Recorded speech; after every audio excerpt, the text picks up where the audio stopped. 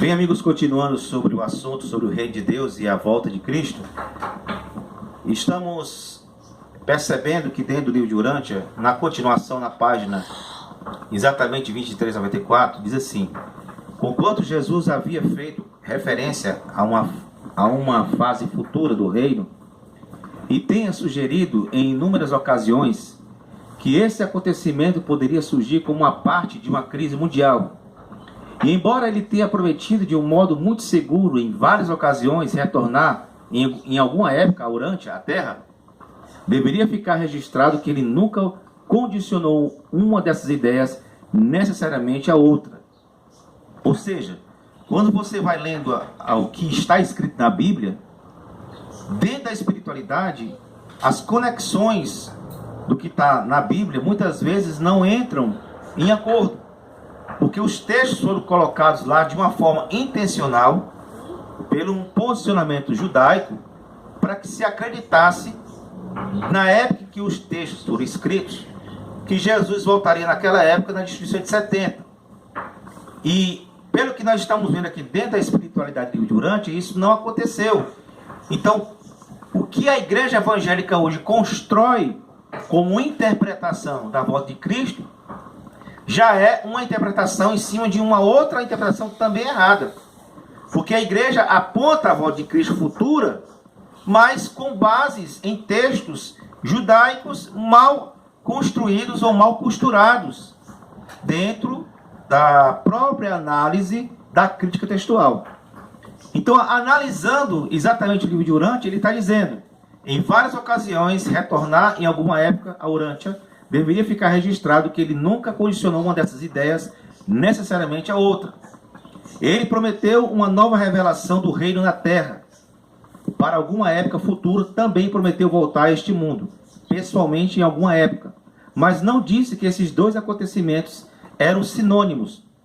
Ou seja, a pregação de que o fim dos dias é a volta de Cristo, isso não está associada com a volta de Cristo. Isso está associada com a transição planetária, a qual eu vinha falando desde o vídeo passado. De tudo que sabemos, estas promessas podem ou não referir-se ao mesmo evento. Ainda na página 23 a 94 diz: os seus apóstolos e discípulos com toda certeza estabeleceram um vínculo entre os dois ensinamentos. Quando o reino não se materializou como eles esperavam, e então, ao relembrarem-se do ensinamento do Mestre a respeito de um reino futuro, e relembrando-se da sua promessa de vir novamente, eles precipitaram-se. Foi uma pregação precipitada, na conclusão de que essas promessas referiam-se a um evento idêntico. E por isso, eles viveram na esperança de uma segunda vinda imediata dele, para estabelecer o reino na sua plenitude em poder e glória. Desculpa.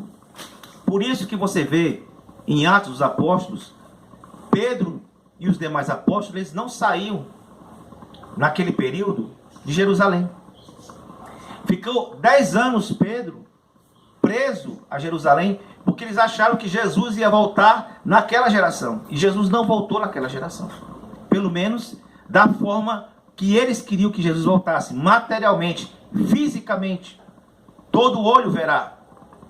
Mas a perspectiva de todo olho verá, depois a gente vai ver, na sequência dos vídeos, que não é a mesma perspectiva que literal ou física dos olhos físicos, a qual estamos acostumados a pegar nessa interpretação. Assim, as gerações sucessivas de crentes viveram na terra, alimentando também essa mesma esperança inspiradora, porém decepcionante. Estamos no documento 1863.14, da página 23 a 94 do livro de Urântia. Eu quero dizer para você que a igreja prega uma esperança decepcionante. Cristo não voltará como a igreja está pregando. Cristo não voltará como o judaísmo está pregando. Cristo só vai voltar do ponto de vista cósmico, de uma forma completamente diferente. Primeiro, ele já estabeleceu o seu reino no coração dos homens. Ele já voltou no dia de Pentecostes. E a próxima expectativa dessa volta de Cristo é para que ele possa inaugurar, junto com seus filhos criadores, uma nova era, uma nova dimensão, uma nova etapa da raça humana, que não vai ser isso que o sistema religioso está pregando. Agora no documento 1864.1, 171, 5.1, da página 23 a 95 do livro de Urântia, diz: havendo resumido os ensinamentos de Jesus sobre o reino do céu, estamos autorizados a narrar estas ideias que se tornaram vinculadas ao conceito do reino e a engajarmos-nos em uma previsão profética do reino, tal como poderia evoluir em idade que virá. Olha bem, documento 1864.2. Durante os primeiros séculos da propaganda cristã, a ideia do reino do céu foi fortemente influenciada pelas noções do idealismo grego, que se espalhava rapidamente então a ideia do natural enquanto sombra do espiritual, do temporal como a sombra do eterno no tempo, ou seja, a ideia do poder temporal, do poder odierno. Isso é a influência grega que foi influenciando a interpretação da vinda do reino de Deus, ou da vinda de Cristo. Mas os grandes, documento 1864.3 diz, mas os grandes passos que marcaram o transplante dos ensinamentos de Jesus, ou seja, a mudança completa de um solo judeu para um solo gentio, foram dados quando o Messias do reino tornou-se o Redentor da igreja, uma organização religiosa e social que crescia por causa das atividades de Paulo e dos seus sucessores, baseada nos ensinamentos de Jesus, suplementadas pelas ideias de Filo, filho de Alexandria, grande filósofo, e pelas doutrinas persas do bem e do mal. Ou seja, segundo o livro de Urântia, foi mudada toda a ideia original do reino de Deus quando Jesus se tornou o Redentor da igreja. E aí se estabeleceu a doutrina sociológica da igreja. Porque até então, o que nós temos como ideia de igreja, até os dias de hoje, que a igreja é uma instituição. E a igreja ela não é uma instituição. A igreja simplesmente é uma formação de pessoas em que cada indivíduo deva viver uma religião pessoal em Cristo. Isso é ser igreja. Então se dividiu o bem e o mal, e a igreja do lado do bem e existe o lado das trevas. E a igreja passou a ser uma instituição sociológica, social, quando em 325 o grande imperador Constantino estabeleceu a igreja cristã, católica, como a religião oficial do Estado. Isso ainda trouxe essa melhor idealização, vamos dizer, idealização errada, de que a igreja é uma instituição social. As ideias e os ideais de Jesus, incorporados aos ensinamentos sobre o reino, estou no documento 1864.4. As ideias e os ideais de Jesus, incorporados aos ensinamentos sobre o reino, o evangelho, quase deixaram de ser realizados, pois os seus seguidores distorciam progressivamente os seus pronunciamentos.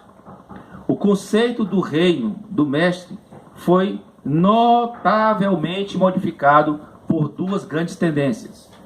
E aí nós podemos dizer, caríssimos irmãos, que essa Bíblia, ela infelizmente tem sido marcada por várias alterações de conceitos. E é por isso que nosso canal, Fraternidade Urântia, Merkabah, nós não somos um homem de um livro só. Não somos um canal de um livro só.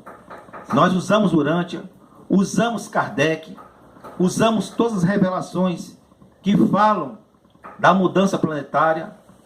Hoje usamos Urântia, podemos usar depois outras revelações, usamos os apócrifos, usamos a Bíblia, porque uma das maiores revelações que eu tive hoje pela manhã, por isso que eu estou me motivando a voltar a fazer os vídeos, é que Deus falava para mim, você é um peixe fora do aquário.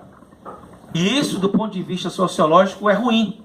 Porque se eu sou um peixe fora do aquário, eu não pertenço a um grupo. E é exatamente isso que o Cristo de Nébado quer passar para nós. Não seja participante de um aquário. O peixe, ele só tem liberdade quando ele está no oceano. Nós podemos beber de todas as águas, de todos os aquários, mas não estamos presos a nenhum aquário. Por isso, você que faz críticas ao nosso canal, eu gostaria de explicar para você que nem eu nem você podemos ter a capacidade de explicar o livro de Urântia na sua plenitude. O livro de Urântia é um presente para a humanidade, mas nós temos a liberdade de usar os conceitos de Urântia em toda uma liberdade, toda uma espiritualidade. Porque nós não estamos presos num aquário.